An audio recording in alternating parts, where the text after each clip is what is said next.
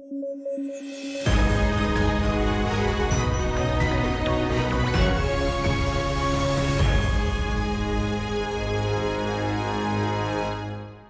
News at 9 programme में आपका स्वागत है। मैं हूं अमृत उपाध्याय। आइए जल्दी से देखें आज की हेडलाइंस।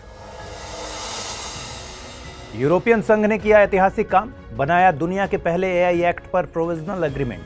एक्ट करेगा एआई पर नियंत्रण। पीएम विश्वकर्मा योजना सुर्खियों में। योजना के लिए मिले 2.5 महीने में 21 लाख से अधिक आवेदन। सबसे अधिक आवेदक कर्नाटक से। और सुप्रीम कोर्ट ने सुनाया ऐतिहासिक फैसला, संवैधानिक रूप से वैध है आर्टिकल 370 को हटाना। चुनाव आयोग को दिए 30 सितंबर 2024 तक विधानसभा चुनाव करवाने के निर्देश। आइए खबरों की शुरुआत करें। कोई भी काम जब दुनिया में पहली बार होता है तो वो सुर्खियां बनाता है और एग्जाम के पॉइंट ऑफ व्यू से इंपॉर्टेंट भी हो जाता है। ऐसा ही एक काम यूरोपीय संघ ने कर दिखाया है। यह काम है एआई के रेगुलेशन के लिए कानून बनाना। दरअसल यूरोपीय संघ ने हाल ही में कहा कि उसके मेंबर्स प्रस्तावित आर्टिफिशियल इंटेलिजेंस एक्ट यानी एआई एक्ट पर एक ऐतिहासिक प्रोविजनल एग्रीमेंट पर पहुंच गए हैं। यूरोपीय संघ की अध्यक्ष उर्सुला वॉन डेर लेयन ने कहा कि यह राजनीतिक एग्रीमेंट ग्लोबल फर्स्ट है। इसका मतलब है कि एआई एक्ट वैश्विक स्तर पर अपनी तरह का पहला कानून है। ये एआई एक्ट एआई के विकास के लिए यूनिक लीगल फ्रेमवर्क डिजाइन करेगा। ईयू का यह एआई एक्ट एआई और इससे जुड़े यूजर्स के नुकसान को रेगुलेट करने वाला दुनिया का पहला व्यापक कानून बनने जा रहा है। इस रेगुलेशन का मकसद इनोवेशन को बढ़ावा देने और यूरोप को एआई सेक्टर में लीडर बनाना तो है ही, इसके साथ ही यह भी सुनिश्चित करना है कि लोगों के मौलिक अधिकार, लोकतंत्र, कानून का शासन आदि एआई के गंभीर खतरे से सुरक्षित रहें। ये नियम बताते हैं कि एआई को उसके नकारात्मक प्रभाव और रिस्क के आधार पर क्या करना चाहिए। देखिए, एआई टूल के विकास ने इंफॉर्मेशन सेक्टर में क्रांति की है, इसमें कोई दो राय नहीं है, लेकिन एआई के कुछ खतरे भी हैं। आपने एआई की मदद से बनाए गए डीप फेक वीडियो के बारे में सुना होगा। एआई का ऐसा उपयोग व्यक्ति के प्राइवेसी के अधिकार को खत्म करता है। एआई की मदद से बनाए गए वीडियो धार्मिक, राजनीतिक और सामाजिक उन्माद पैदा कर सकते हैं। एआई के जरिए मतदाता वोटिंग पैटर्न में छेड़खानी की जा सकती है, जिससे चुनाव परिणाम पर इसका नकारात्मक असर देखने को मिल सकता है। एआई का ऐसा उपयोग लोकतंत्र के लिए बेहद खतरनाक है। यूरोपीय संघ का यह कानून नागरिकों के अधिकार और लोकतंत्र के लिए संभावित खतरे को पहचानते हुए संवेदनशील विशेषताओं जैसे राजनीतिक, धार्मिक, दार्शनिक विश्वास, सेक्सुअल ओरिएंटेशन, नस्ल आदि का उपयोग करने वाले बायोमेट्रिक कैटेगरी सिस्टम को बैन करता है। यह कानून फेस रिकॉग्निशन डेटाबेस की अनटारगेटेड स्क्रैपिंग पर भी रोक लगाता है। मतलब एआई एप्लीकेशन फेस डेटा का उपयोग करने के लिए स्वतंत्र नहीं होंगे। साथ ही ये कानून उन एआई सिस्टम्स पर भी अंकुश लगाता है जो मानव व्यवहार में हेरफेर करके उनकी स्वतंत्र इच्छा को बाधित करते हैं और एआई का उपयोग लोगों की कमजोरियों जैसे उनकी उम्र से रिलेटेड विकलांगता, सामाजिक या आर्थिक स्थिति के कारण इस तरह की स्थितियों का फायदा उठाने के लिए करते हैं। कानून बन जाने के बाद नागरिकों को एआई सिस्टम के बारे में शिकायतें करने, हाई रिस्क वाले एआई सिस्टम पर आधारित निर्णयों के बारे में स्पष्टीकरण प्राप्त करने का अधिकार होगा जो उनके अधिकारों को प्रभावित करते हैं। पीएम विश्वकर्मा योजना सुर्खियों में है। दरअसल कौशल विकास और उद्यमिता मंत्रालय के योजना से रिलेटेड कुछ आंकड़े जारी किए हैं। कौशल विकास और उद्यमिता मंत्रालय के आंकड़ों से पता चलता है कि पीएम विश्वकर्मा योजना के लिए 2.5 महीने में 21 लाख से ज्यादा आवेदन प्राप्त हुए हैं। आपको बता दें, सबसे अधिक आवेदन कर्नाटक से आए थे। इसके बाद पश्चिम बंगाल, असम, उत्तर प्रदेश और आंध्र प्रदेश से आवेदन आए थे। इसके विपरीत हरियाणा, केरल, छत्तीसगढ़, हिमाचल प्रदेश, उत्तराखंड और पूर्वोत्तर राज्यों सहित 15 राज्यों ने 10,000 से भी कम आवेदन भेजे हैं। 1 दिसंबर तक प्रशिक्षण के लिए प्राप्त 21.15 लाख आवेदनों में से 9.13 लाख आवेदन दर्जी के लिए थे, 4.72 लाख आवेदन राजमिस्त्री के लिए थे, 1.86 लाख बढ़ई के लिए थे। अन्य आवेदन टोकरी बनाने वालों और नाई के लिए थे। आइए समझते हैं पीएम विश्वकर्मा योजना में क्या खास बात है। देखिए, हमारे देश में करोड़ों लोग परंपरागत तौर पर अपने हाथों से औजारों और उपकरणों से कड़ी मेहनत करके अपनी आजीविका चलाते हैं। ये लोग लुहार, राजमिस्त्री, नाई, कुम्हार आदि कहलाते हैं। ये समाज के निचले पायदान में आते हैं और अक्सर तकनीकी और आर्थिक रूप से पिछड़े होते हैं। इन्हीं कारीगरों और शिल्पकारों को ध्यान में रखते हुए केंद्र सरकार द्वारा एक योजना शुरू की गई थी। इस योजना का पूरा नाम प्रधानमंत्री विश्वकर्मा कौशल सम्मान योजना है। इस योजना के तहत कारीगरों और शिल्पकारों को कौशल उन्नयन प्रशिक्षण, और सहायता प्रदान की जाएगी। बदलते आर्थिक परिदृश्य के बीच विश्वकर्मा योजना पारंपरिक कौशल के उन्नयन और आधुनिकीकरण के लिए औपचारिक प्रशिक्षण प्रदान करती है। यह योजना वित्तीय सहायता भी प्रदान करती है और 18 व्यवसायों और शिल्पों में काम करने वाले व्यक्तियों के लिए बाजार लिंकेज के रास्ते भी बनाती है। इस योजना के लिए 13,000 करोड़ रुपए का प्रावधान किया गया है। ये योजना अगले 5 साल यानी 2023-24 से लेकर 2027-28 तक लागू रहेगी। प्रधानमंत्री विश्वकर्मा योजना के तहत कारीगरों और हस्तशिल्प श्रमिकों को विश्वकर्मा प्रमाण पत्र और पहचान पत्र मिलेगा। इन लोगों को पहले चरण में 1 लाख तक का ब्याज मुक्त लोन मिलेगा। इसके बाद दूसरे चरण में 5% की रियायती ब्याज दर के साथ 2 लाख रुपए मिलेंगे। इस योजना के तहत कारीगरों को प्रशिक्षित भी किया जाएगा। ये प्रशिक्षण 2 रूप में दिए जाएंगे, बुनियादी प्रशिक्षण और उन्नत प्रशिक्षण। प्रशिक्षणार्थियों को प्रतिदिन 500 रुपए की आर्थिक सहायता दी जाएगी। साथ ही औद्योगिक उपकरण खरीदने के लिए 15,000 रुपए की वित्तीय सहायता प्रदान की जाएगी। इस योजना के तहत पहले वर्ष में 5 लाख परिवारों को लाभ मिलेगा और 5 वर्षों में कुल 30 लाख परिवारों को इस योजना से लाभ मिलने का अनुमान है। इनमें बढ़ई, नाव बनाने वाला, कवच बनाने वाले, लोहार, हथौड़ा और टूल किट बनाने वाले, ताला बनाने वाले, सुनार, कुम्हार, मूर्तिकार, मोची, राजमिस्त्री, टोकरी बनाने वाले, गुड़िया और खिलौना बनाने वाले, माला बनाने वाले, धोबी, दर्जी, ये सब शामिल है।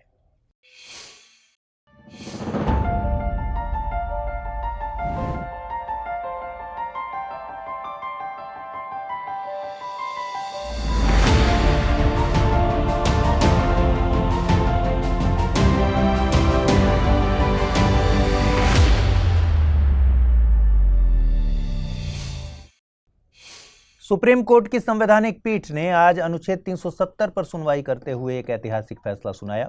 सुप्रीम कोर्ट ने जम्मू कश्मीर राज्य को विशेष दर्जा देने वाले अनुच्छेद 370 को निरस्त किए जाने के सरकार के फैसले को बरकरार रखा है। इसका मतलब है कि सरकार का अनुच्छेद 370 को हटाने का फैसला संवैधानिक रूप से वैध है।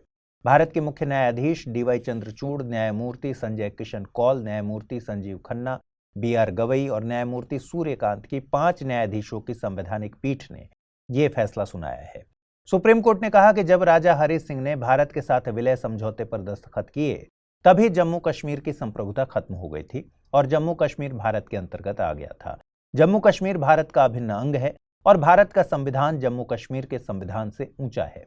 सुप्रीम कोर्ट ने यह भी कहा कि आर्टिकल 370 को खत्म करने से जम्मू कश्मीर को बाकी भारत के साथ जोड़ने की प्रक्रिया मजबूत हुई है। जम्मू कश्मीर में अनुच्छेद 370 के निरस्तीकरण के बाद यहां 4 साल में न सिर्फ सकल राज्य घरेलू उत्पादन डबल हुई है बल्कि कई अभूतपूर्व आर्थिक बदलाव भी देखने को मिले हैं। आधिकारिक आंकड़ों के अनुसार GSDP दोगुनी होकर 2.25 लाख करोड़ रुपए से अधिक हो गई है, जो अगस्त 2019 में अनुच्छेद 370 के निरस्त होने से पहले 1 लाख करोड़ रुपए के आसपास थी। इसके साथ ही सुप्रीम कोर्ट ने निर्देश भी दिया है कि चुनाव आयोग नए परिसीमन के आधार पर 30 सितंबर 2024 तक जम्मू कश्मीर में विधानसभा चुनाव करवाए। सुप्रीम कोर्ट ने यह भी कहा कि जितनी जल्दी संभव हो जम्मू कश्मीर को राज्य का दर्जा भी वापस दिया जाए। हालांकि सुप्रीम कोर्ट ने उस दौरान राज्य में लगे राष्ट्रपति शासन पर फैसला नहीं लिया है। सुप्रीम कोर्ट ने कहा कि स्थिति के अनुसार राष्ट्रपति शासन लगाया जा सकता है। गौरतलब है कि अनुच्छेद 356 में राष्ट्रपति को कुछ शक्तियां मिलती हैं, उसे किसी न्यायालय में चुनौती नहीं दी जा सकती। राष्ट्रपति शासन के दौरान केंद्र राज्य सरकार की जगह फैसले ले सकता है और संसद राज्य विधानसभा की जगह काम करती है। मध्य प्रदेश में सीएम के नाम को लेकर आज सस्पेंस खत्म हो गया। भाजपा ने घोषणा की है कि मोहन यादव मध्य प्रदेश के अगले मुख्यमंत्री बनेंगे। मोहन यादव को नए मुख्यमंत्री के रूप में शपथ मध्य प्रदेश के राज्यपाल श्री मंगूभाई छगनभाई पटेल दिलवाएंगे। अब मोहन यादव शिवराज सिंह चौहान की जगह लेंगे। आपको बता दें कि शिवराज सिंह चौहान ने राज्य के मुख्यमंत्री के रूप में 4 कार्यकाल पूरे किए हैं। मोहन यादव की बात करें तो मोहन यादव उज्जैन दक्षिण से 3 बार विधानसभा के सदस्य रहे हैं। यादव ने शिवराज सिंह चौहान के तहत पिछली सरकार में शिक्षा मंत्री के रूप में कार्य किया था। मोहन यादव ने उज्जैन में ABVP के साथ अपने करियर की शुरुआत की थी। वे 2011 से 13 तक मध्य प्रदेश राज्य पर्यटन विकास निगम के प्रमुख थे। मोहन यादव 2013 में पहली बार विधायक चुने गए थे और 2018 के विधानसभा चुनाव में वो फिर से निर्वाचित हुए थे। मध्य प्रदेश में पर्यटन को बढ़ावा देने के लिए उन्हें 2011-12, 2012-13 में भारत के राष्ट्रपति द्वारा सम्मानित किया गया था। वहीं छत्तीसगढ़ के नए मुख्यमंत्री विष्णुदेव साय बने हैं। विष्णुदेव साय ने राजभवन में राज्यपाल विश्वभूषण हरिचंदन से मुलाकात की और सरकार बनाने का दावा पेश किया। विष्णुदेव साय आदिवासी समाज के बड़े नेता माने जाते हैं। विष्णुदेव साय इसलिए बड़ा नाम है क्योंकि वे 4 बार सांसद, 2 बार विधायक, केंद्रीय राज्य मंत्री और 2-2 बार के प्रदेश अध्यक्ष भी रहे हैं। इसके साथ ही विष्णुदेव साय को संगठन में काम करने का लंबा अनुभव भी है। विष्णुदेव साय रायगढ़ में 4 बार 1999 से लेकर 2014 तक सांसद चुने गए थे।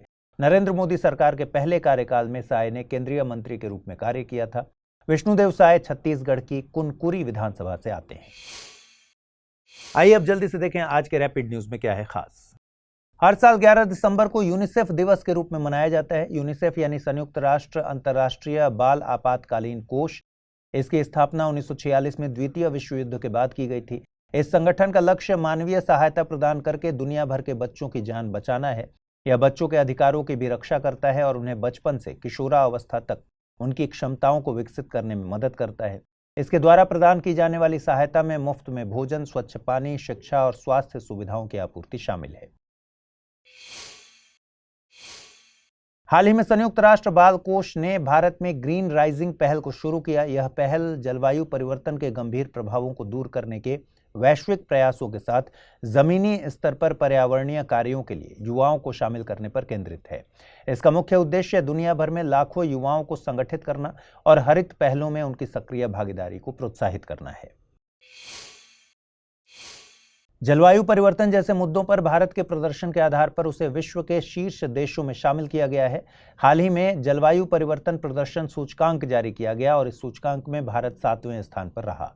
आपको बता दें कि भारत केवल 3 देशों डेनमार्क, एस्टोनिया और फिलीपींस से पीछे है, क्योंकि इस बार इस इंडेक्स में पहले 3 पायदानों के लिए कोई भी देश फिट नहीं बैठा। पिछली बार इस इंडेक्स में भारत 8वें स्थान पर था। केंद्रीय मंत्री अनुराग ठाकुर ने नई दिल्ली में खेलो इंडिया पैरा गेम्स का औपचारिक उद्घाटन किया। यह खेल पहली बार आयोजित किए जा रहे हैं तथा खेलों का आयोजन 10 दिसंबर से 17 दिसंबर तक किया जाएगा। इस आयोजन में 32 राज्यों और केंद्र शासित प्रदेशों सहित सेना के 1400 से अधिक खिलाड़ी भाग लेंगे। हाल ही में फ्रांस के सेर्गी में तमिल कवि और दार्शनिक तिरुवल्लुवर की प्रतिमा का अनावरण किया गया। तिरुवल्लुवर एक प्राचीन तमिल संत थे। उन्हें वल्लुवर नाम से भी जाना जाता था। वे विश्व भर में कवि और दार्शनिक के रूप में प्रसिद्ध हुए। उन्होंने तिरुकुरल नामक एक पुस्तक लिखी जिसे कुरल भी कहा जाता है। इसमें 133 अध्याय और 1330 छंद हैं। आरबीआई के द्वारा जारी किए गए विकास और मुद्रास्फीति के पूर्वानुमान अर्थव्यवस्था पर गोल्डीलॉक्स प्रभाव के संकेत देते हैं। गोल्डीलॉक्स अर्थव्यवस्था में ऐसी स्थिति का वर्णन करता है जहां अर्थव्यवस्था बहुत अधिक विस्तार या संकुचन नहीं दिखा रही होती, अर्थात यह अर्थव्यवस्था में स्थिर आर्थिक विकास को बताता है। आइए जल्दी से देखें आज के बुलेटिन पर आधारित क्या प्रश्न बन सकते हैं। पहला सवाल है, हाल ही में भारत में ग्रीन राइजिंग पहल को किस संस्था के द्वारा शुरू किया गया? संयुक्त राष्ट्र बाल कोष, संयुक्त राष्ट्र पर्यावरण कार्यक्रम, स्टॉकहोम पर्यावरण संस्थान या फिर वैश्विक पर्यावरण संस्थान। अगला प्रश्न है, हाल ही में किस देश में तमिल कवि और दार्शनिक तिरुवल्लुवर की प्रतिमा का अनावरण किया गया है? फ्रांस, श्रीलंका, ब्रिटेन या फिर जर्मनी। आइए देखें पिछले बुलेटिन में मैंने आपसे क्या सवाल पूछे थे, उनके सही जवाब क्या हैं। पहला सवाल था, पॉम्पे डिजीज से संबंधित निम्नलिखित कथनों पर विचार कीजिए। पॉम्पे डिजीज को ग्लाइकोजन स्टोरेज डिजीज टाइप 2 के रूप में भी जाना जाता है। पॉम्पे डिजीज एक दुर्लभ आनुवंशिक बीमारी है। यह बीमारी एंजाइम एसिड अल्फा ग्लूकोसिडेज की कमी के कारण होती है। विकल्पों को चुनकर सही उत्तर चुनना है। केवल एक कथन गलत है, केवल 1 और 2 कथन गलत हैं, 1, 2 और 3 कथन गलत हैं या फिर कोई भी कथन गलत नहीं है। सही जवाब है इसका ऑप्शन डी, कोई भी कथन गलत नहीं है, यानी सारे कथन सही हैं। अगला प्रश्न था, समक्का सरक्का जतारा का संबंध भारत के किस राज्य से है? तेलंगाना, राजस्थान, महाराष्ट्र या फिर केरल। सही जवाब है ऑप्शन ए, तेलंगाना। तो आज इस बुलेटिन में इतना ही। कल रात 9 बजे आपसे फिर से मुलाकात होगी। ख्याल रखिए अपना, ठीक से पढ़ाई कीजिए। अगर आप इस बुलेटिन की PDF हासिल करना चाहते हैं, अमृत उपाध्याय 007 टेलीग्राम चैनल है जिस पर इसकी PDF रोजाना मिलती है। आज पूछे गए सवालों का जवाब भी आपको देना है कमेंट बॉक्स में। नमस्कार।